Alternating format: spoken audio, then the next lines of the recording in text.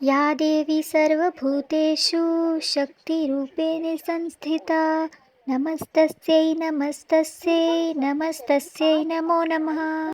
सुन रहे हैं दुर्गा सप्तशती पाठ के 13 अध्यायों की कथा। तो आज हम अध्याय 5 की कथा आपको सुनाएंगे।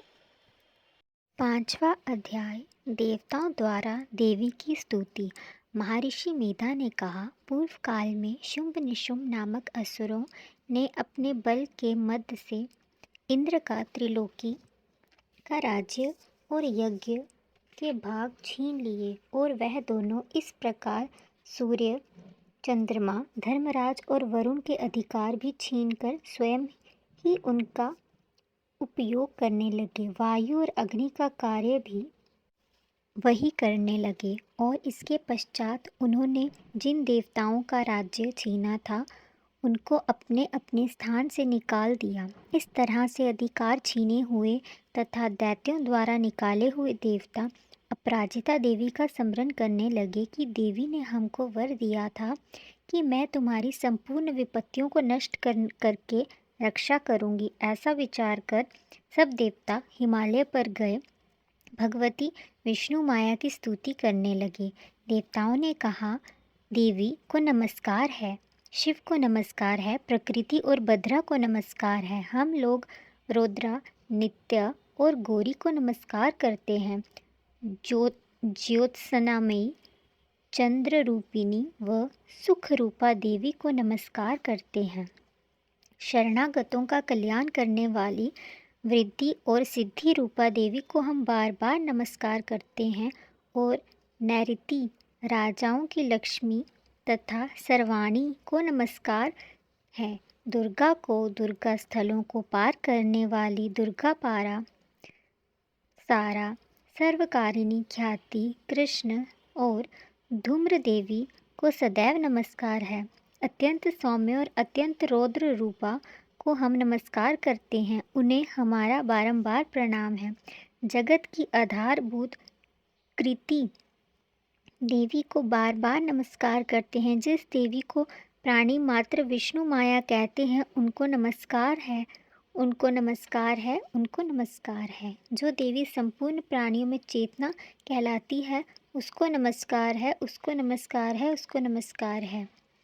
जो देवी संपूर्ण प्राणियों में बुद्धि रूप में स्थित है उसको नमस्कार है, उसको नमस्कार है, उसको नमस्कार है।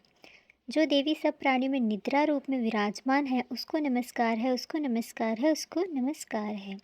जो देवी संपूर्ण प्राणियों में शुद्धा रूप में विराजमान है उसको नमस्कार है, उसको नमस्कार है, उसको नमस्कार है। जो देवी संपूर्ण प्राणियों में छाया रूप में स्थित है उसको नमस्कार है, उसको नमस्कार है, उसको नमस्कार है। जो देवी सब प्राणियों में शक्ति रूप में स्थित है उसको नमस्कार है, उसको नमस्कार है, उसको नमस्कार है। जो देवी संपूर्ण प्राणियों में तृष्णा रूप में स्थित है उसको नमस्कार है, उसको नमस्कार है, उसको नमस्कार है। जो देवी सब प्राणियों में शांति रूप में स्थित है उसको नमस्कार है, उसको नमस्कार है, उसको नमस्कार है। जो देवी सब प्राणियों में जाति रूप में स्थित है उसको नमस्कार है, उसको नमस्कार है, उसको नमस्कार है। जो देवी सब प्राणियों में लज्जा रूप में स्थित है उसको नमस्कार है, उसको नमस्कार है, उसको नमस्कार है। जो देवी सब प्राणियों में शांति रूप में स्थित है उसको नमस्कार है, उसको नमस्कार है, उसको नमस्कार है। जो देवी संपूर्ण प्राणियों में श्रद्धा रूप में स्थित है उसको नमस्कार है, उसको नमस्कार है, उसको नमस्कार है। जो देवी संपूर्ण प्राणियों में कांति रूप में स्थित है, जो देवी सब प्राणियों में लक्ष्मी रूप में स्थित है उसको नमस्कार है, उसको नमस्कार है, उसको नमस्कार है। जो देवी संपूर्ण प्राणी में वृत्ति रूप में स्थित है उसको नमस्कार है, उसको नमस्कार है, उसको नमस्कार है। जो देवी प्राणियों में समृद्धि रूप में विराजमान है उसको नमस्कार है, उसको नमस्कार है, उसको नमस्कार है। जो देवी सब प्राणी में दया रूप में स्थित है उसको नमस्कार है, उसको नमस्कार है, उसको नमस्कार है। जो देवी सब प्राणी में तुष्टि रूप में स्थित है उसको नमस्कार है, उसको नमस्कार है, उसको नमस्कार है। जो देवी संपूर्ण प्राणी में मातृ रूप में स्थित है उसको नमस्कार है, उसको नमस्कार है, उसको नमस्कार है। जो देवी संपूर्ण प्राणी में भ्रांति रूप में स्थित है उसको नमस्कार है, उसको नमस्कार है, उसको नमस्कार है। जो देवी संपूर्ण प्राणियों में नित्य व्याप्त रहती है उसको नमस्कार है, उसको नमस्कार है, उसको नमस्कार है। पूर्व काल में देवताओं ने अपनी अभीष्ट फल पाने के लिए आज इसकी स्तुति की है, और जो देवराज इंद्र ने बहुत दिनों तक जिसका सेवन किया है, वह कल्याण की साधना भूता ईश्वरी हमारा कल्याण और मंगल करे तथा सारी विपत्तियों को नष्ट कर डाले। असुरों के सताए हुए हम संपूर्ण देवता उस परमेश्वरी को इस समय नमस्कार करते हैं तथा जो भक्ति पूर्वक स्मरण की जाने पर तुरंत ही सब विपत्तियों को नष्ट कर देती है, वह जगदम्बा इस समय भी हमारा मंगल करके हमारी समस्त विपत्तियों को दूर करे। महर्षि मेधा ने कहा, हे राजन, इस प्रकार जब देवता स्तुति कर रहे थे तो उस समय पार्वती देवी गंगा में स्नान करने के लिए आई थी। तब उनके शरीर से प्रकट होकर शिवा देवी बोली, शुंभ दैत्यों के द्वारा स्वर्ग से निकाले हुए और निशुंभ से हारे हुए देवता मेरी ही स्तुति कर रहे हैं। पार्वती के शरीर से अंबिका निकली, इसलिए उनको संपूर्ण लोक में कौशिकी कहते हैं। कौशिकी के प्रकट होने के पश्चात पार्वती देवी के शरीर का रंग काला हो गया और हिमालय पर रहने वाली कालिका देवी के नाम से प्रसिद्ध हुई। फिर शुंभ और निशुंभ के दूत चंड मुंड वहां आए और उन्होंने परम मनोहर रूप वाली अंबिका देवी को देखा। फिर वह शुंभ के पास जाकर बोले, महाराज, एक अत्यंत सुंदर स्त्री हिमालय को प्रकाशित कर रही है। वैसा रंग रूप आज तक हमने किसी स्त्री में नहीं देखा। हे असुरेश्वर, आप यह पता लगाएं कि वह कौन है और उसको ग्रहण कर लें। वह स्त्रियों में रतन है। वह अपनी कांति से 10 दिशाओं को प्रकाशित करती हुई वहाँ स्थित है, इसलिए आपको उसका देखना उचित है। हे प्रभु, कितने लोगों के हाथी, घोड़े और मनिया इत्यादि जितने भी रत्न हैं, वह सब इस समय आपके घर में शोभ्यमान हैं। हाथियों में रतन रूप ऐरावत हाथी और उच्चश्रवा नामक घोड़ा जो आप इंद्र से ले आए हैं, हंसों द्वारा जुता हुआ विमान जो कि ब्रह्मा जी के पास था, अब भी आपके पास है, और यह महापद्य नामक खजाना जो कुबेर से छीना है, समुद्र में आपको सदा खिले हुए फूलों की किंजलकिनी नामक माला दी है।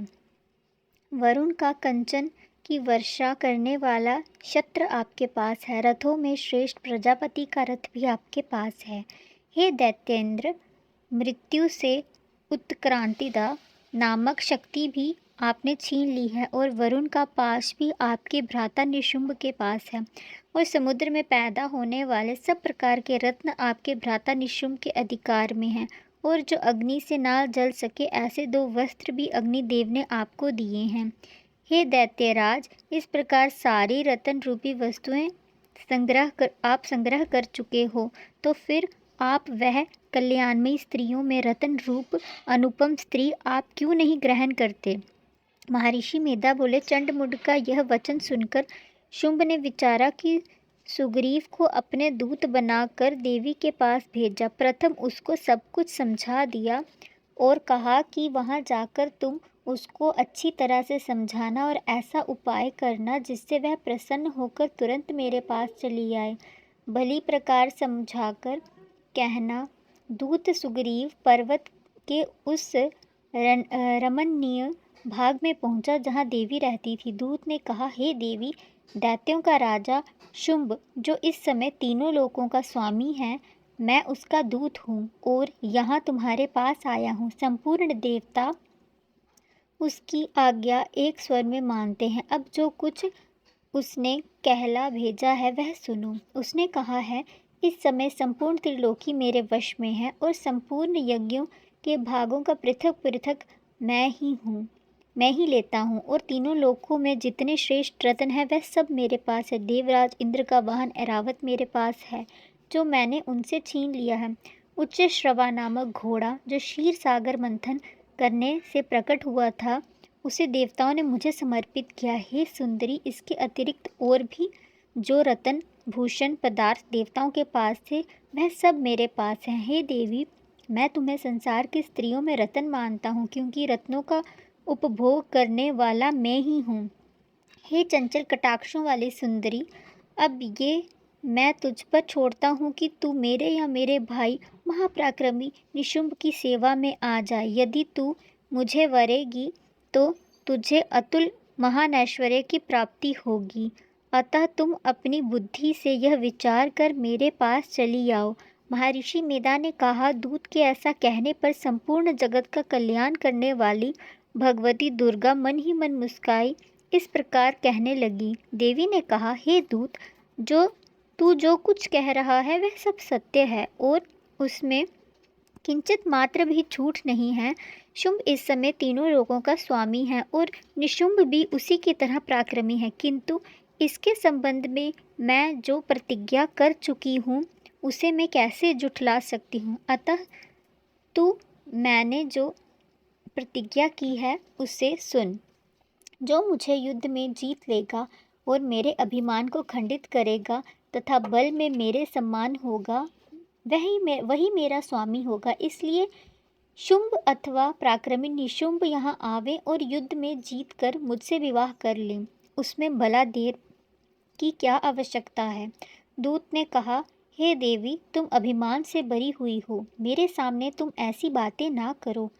इस त्रिलोकी में मुझे तो ऐसा कोई दिखाई नहीं देता जो कि शुंभ और निशुंभ का सामने ठहर सके। हे देवी, वह सब अन्य देवताओं में से कोई शुंभ व निशुंभ के सामने युद्ध में ठहर नहीं सकता, तो फिर तुम जैसी स्त्री उनके सामने रणभूमि में ठहर सकोगी। जिन शुंभ आदि असुरों के सामने इंद्र आदि देवता नहीं ठहर सके, तो फिर तुम अकेली स्त्री उनके सामने कैसे ठहरोगी। अतः तुम मेरा कहना मानकर उनके पास चली जाओ, नहीं तो जब वह तुम्हें केश पकड़कर घसीटते हुए ले जाएंगे तो तुम्हारा गौरव नष्ट हो जाएगा। इसलिए मेरी बात मान लो। देवी ने कहा, जो कुछ तुमने कहा ठीक है। शुंभ और निशुंभ बड़े बलवान हैं, लेकिन मैं क्या कर सकती हूँ, क्योंकि मैं बिना विचार प्रतिज्ञा कर चुकी हूँ। इसीलिए तुम जाओ और मैंने जो कुछ कहा है वह सब आदरपूर्वक असुरेंद्र से कह दो। इसके पश्चात जो वह उचित समझें करें।